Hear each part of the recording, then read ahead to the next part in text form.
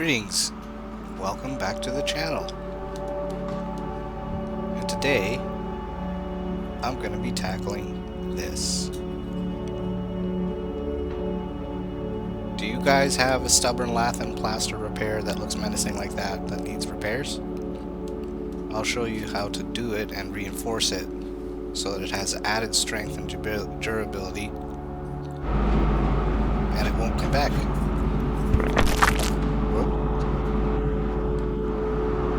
Dropped a little splooge on the camera there. Just have to wipe it up real quick. There we go. It's very messy in here. So it's a very tight spot. Not much maneuverability. But you want to do the edges first. So that when you float the mud through the middle, you're not worried about coverage around all the edges. You know, you have enough mud there. And it goes around all the remaining parts that are left to be scraped. Or we're not going to get scraped, I should say. Stuff that's still adhered. Go around the edges and stuff like that. And it will act like a hook when it dries.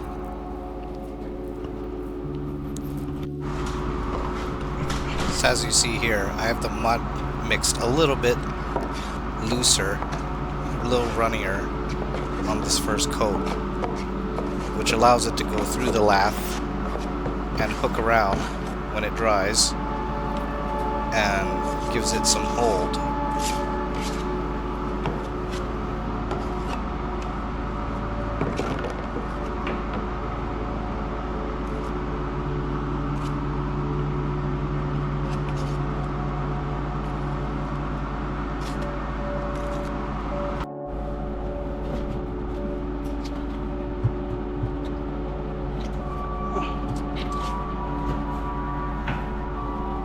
To fix this properly,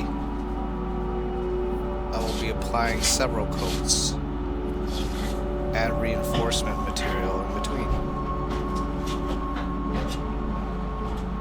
And that will ensure that it doesn't just chip off and fall in the future, as it did here.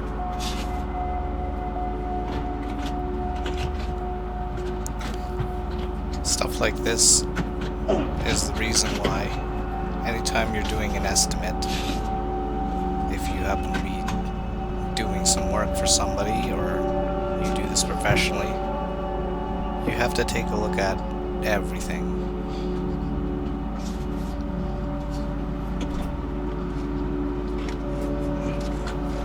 These old lath and plasters in these tight spots are quite the challenge. The maneuverability of it.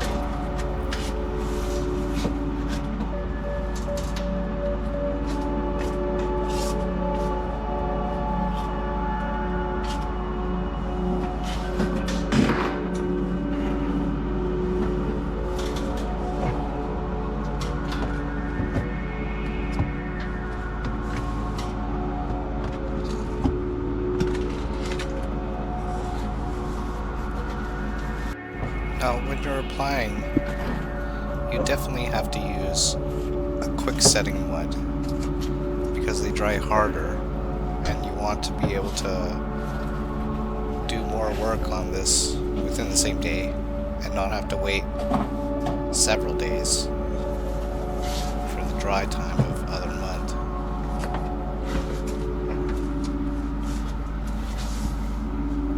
The harder QuickSet mud provides a more solid, sturdy base for your repairs to dry and kick off to.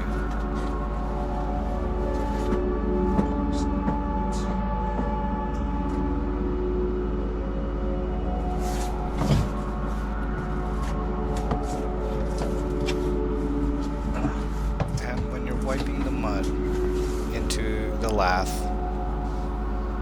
you want to make sure that you're wiping from lots of different directions so that it wraps around.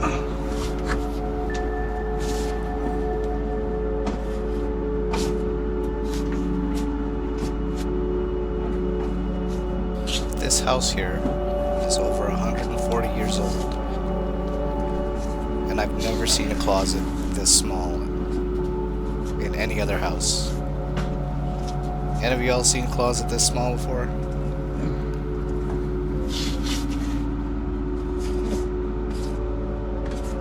This is the complete opposite of a walk-in closet. I can barely even get my head in here.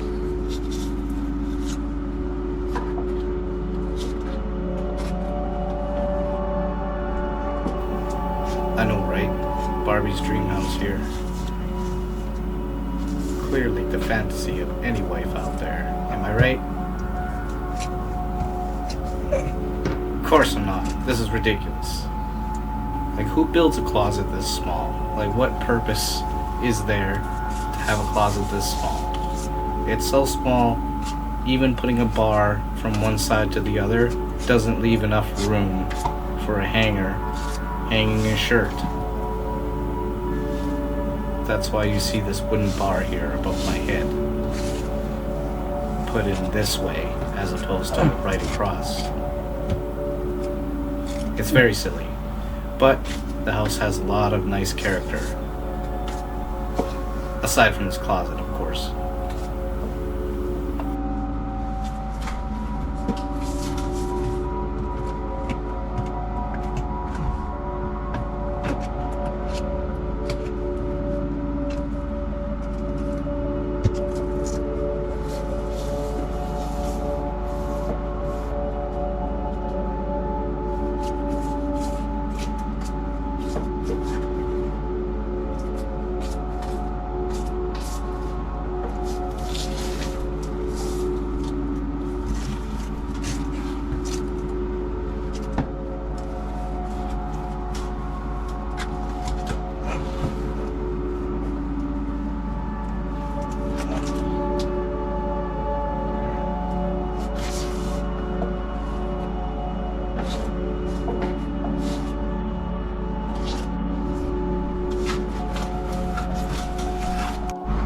Alright, now that that's applied, while it's still wet, I start applying a layer of FibaFuse. And what you see here is a 6-inch FibaFuse. So FibaFuse, for those of you who don't know, is a fiberglass membrane that we use to add more strength, reinforce, repair things like plaster and drywall, adding a layer of paper. But I think it works better than paper tape on account of because this goes, to 6 inches and also 3 feet. But another, because it's a fiberglass membrane, the mud actually goes through it, through the little spaces, and makes it a lot more firm and a lot stronger of a hold. So with this in place, you shouldn't see any chips falling off. It should have a lot more adhesion, a lot more strength than if you were to just use mud by itself.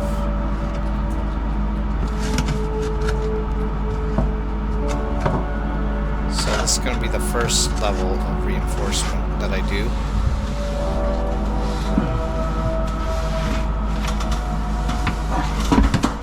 Very easy to lose my footing there. The ladder is only half in the closet because it's such a tight closet.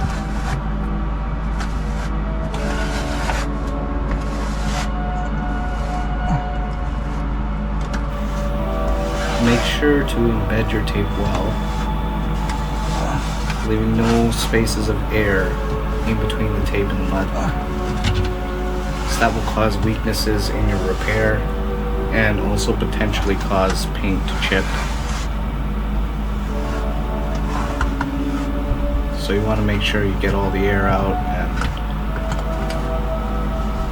embed it so that the tape gets saturated by that mud and goes inside all through all the fibers of the FibaFuse. making a really solid hole. And now I'm just putting a little bit more mud on top to ensure that when it's fully dry, we know that it's really embedded there good and it has solid strength. Having been embedded under that much mud, it really does make a big difference. Nice thick mud sandwiched in FibaFuse and then covered with more mud. Might as well be applying rock.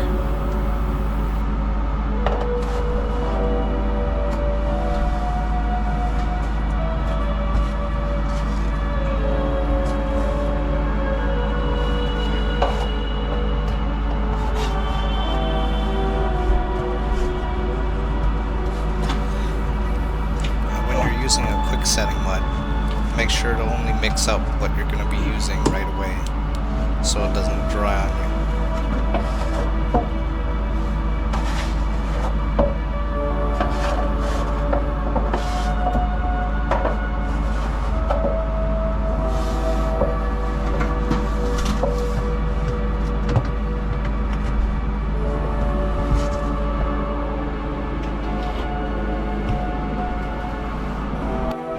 After it's all dry, starting to apply another layer. And build it out because there's about an inch of a gap between the broken plaster and the lath. So building it out with more QuickSet.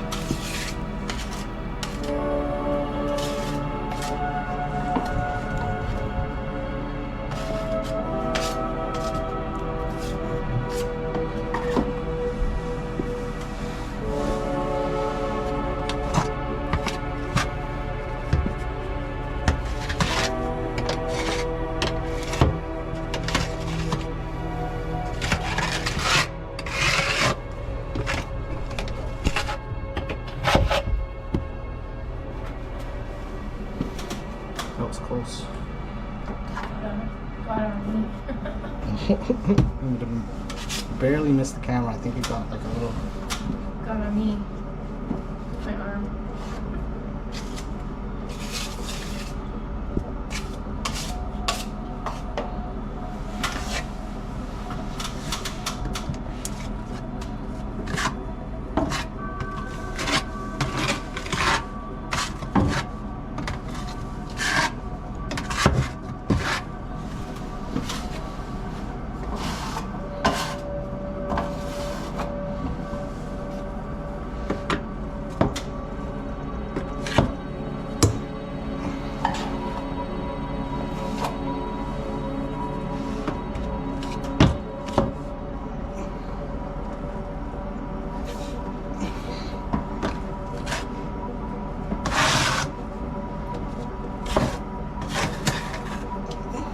Because I don't have the room to catch all those.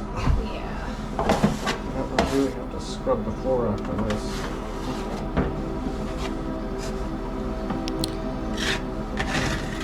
As if you don't actually see this when you take on a job, well, your estimate definitely needs to be revised, or you'll actually be paying for that job rather than the homeowner in the amount of extra time that you have to put into something like that.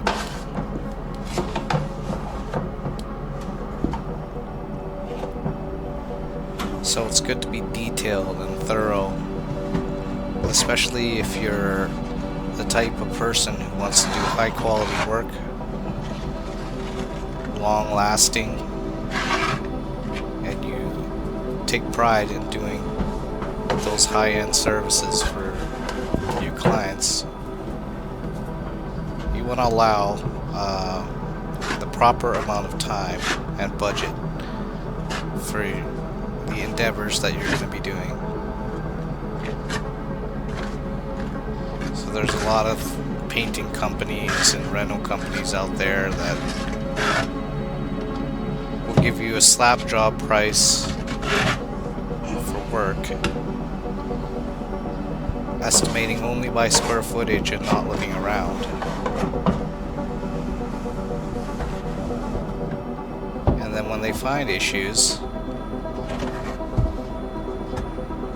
they very seldom repair them properly.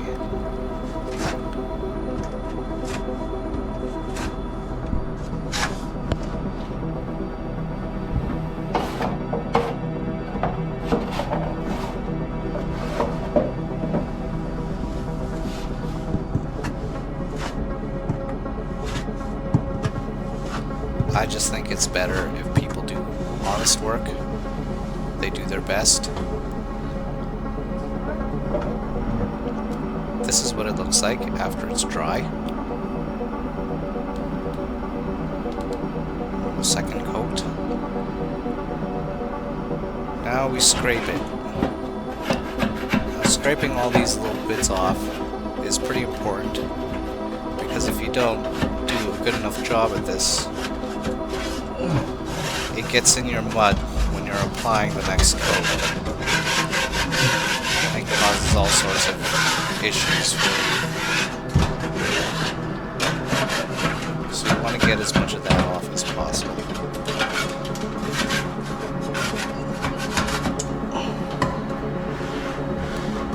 And what I'm scraping are loose bits at the edges.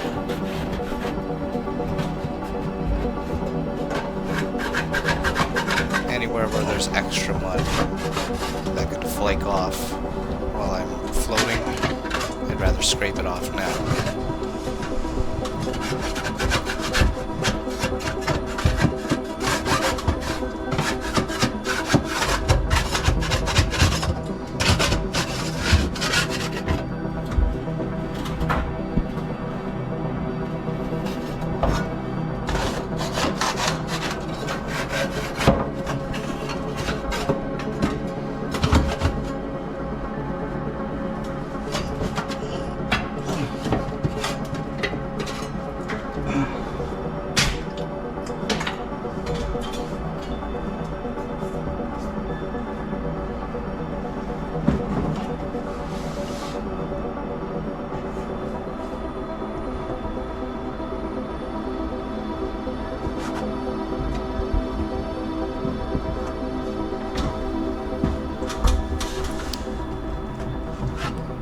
Now we start applying the third layer of mud.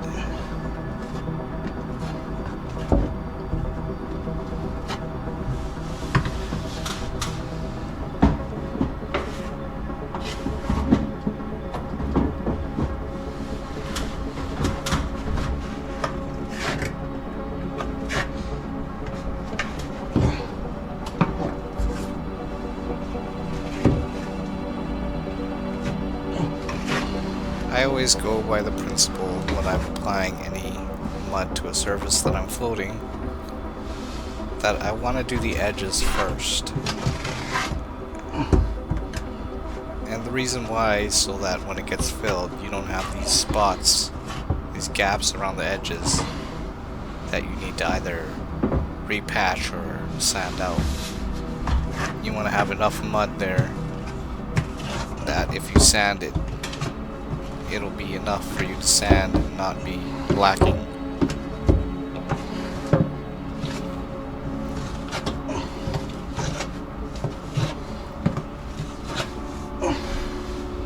It's already a really strong repair, but this is really going to take the strength of this repair to the next level, what I'm about to do.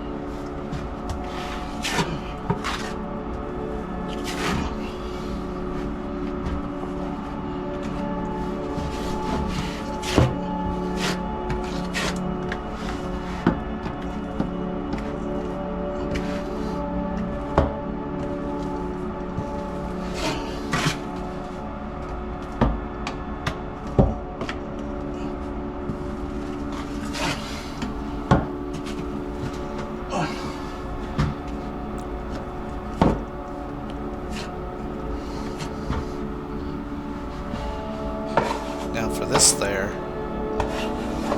I'm gonna coat the whole thing.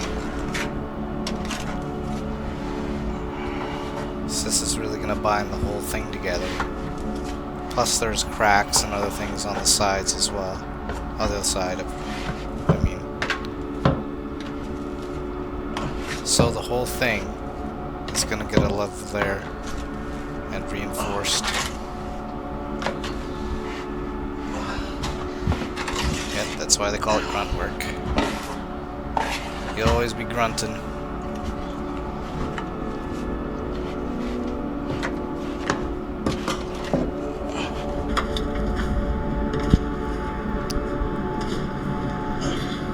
You get a glimpse there of kind of how thin that closet really is.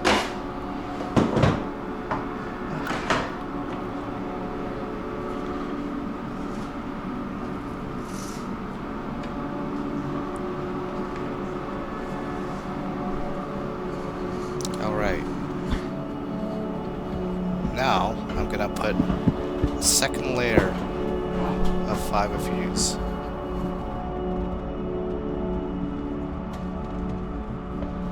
This time over the whole thing. And when this dries along with the QuickSet, it's gonna make a really strong bond. Especially since this is the second layer of FibaFuse. This repair I expect to last as long as the house does.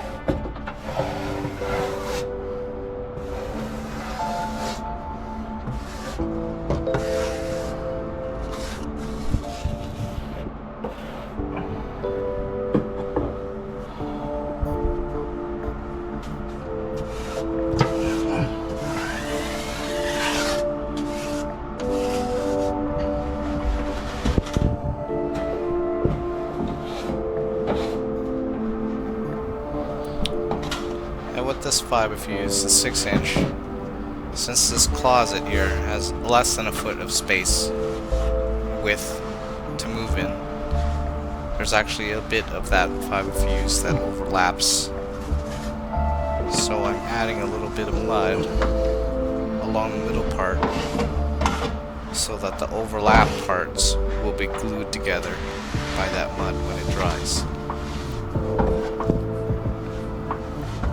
And that overlapped part would actually be even stronger than if it was just one piece.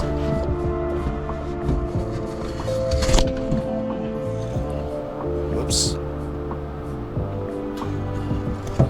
It sucks. I dropped it and I couldn't get down there to pick it up, so I just had to make do.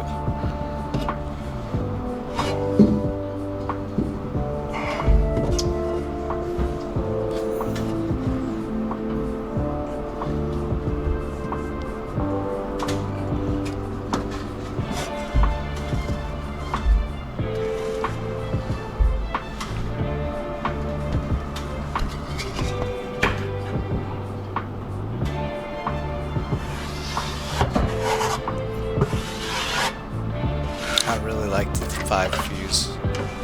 It tears really easy, and it's nice to work with, aside from being super itchy. I would highly suggest you wear gloves using FibaFuse. It may look very weak and flimsy, but don't be fooled. When it dries from having been soaked in that mud that goes through all those fibers, it is a really tough repair. And I think for quite a few purposes, it's better than paper tape. I wouldn't tape a whole house using it, but for repairs and things like this, I would absolutely suggest FibaFuse. I'm not being paid for them or anything. That's just a little personal note of which product I think would work best for stuff like this.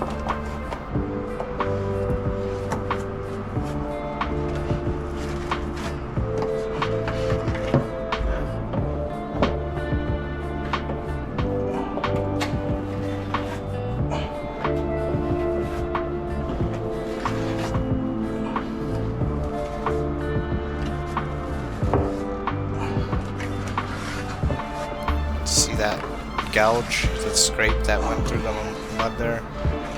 That's just what happens when you got bits in your mud that need to be taken out.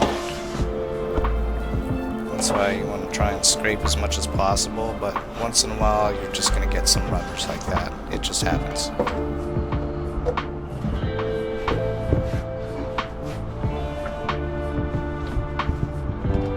Now that the FibaFuse is embedded, I'm adding a nice layer of mud over it to dry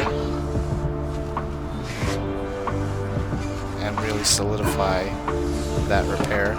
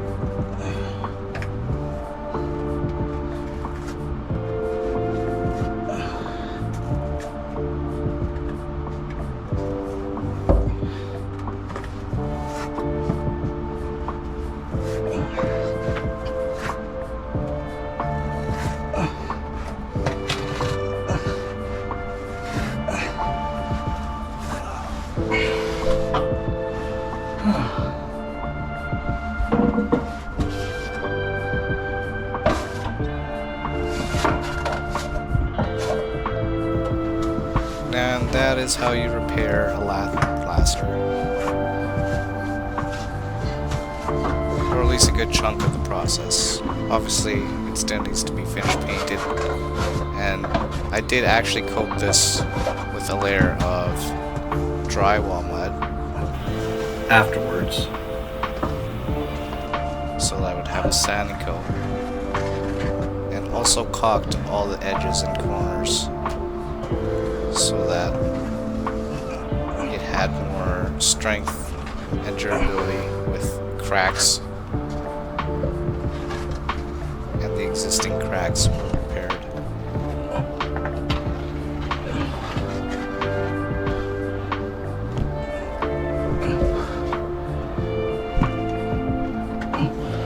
But that stuff, I think we're gonna leave for another video due to the length of this one.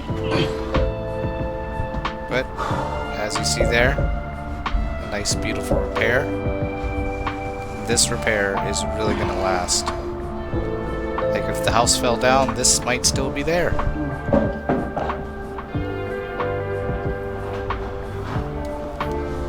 So yeah, please like and subscribe, all that fun stuff, and tune in next time to watch us continue this process of transforming this room and everything in it.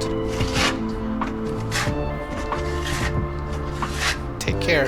We'll see you next time.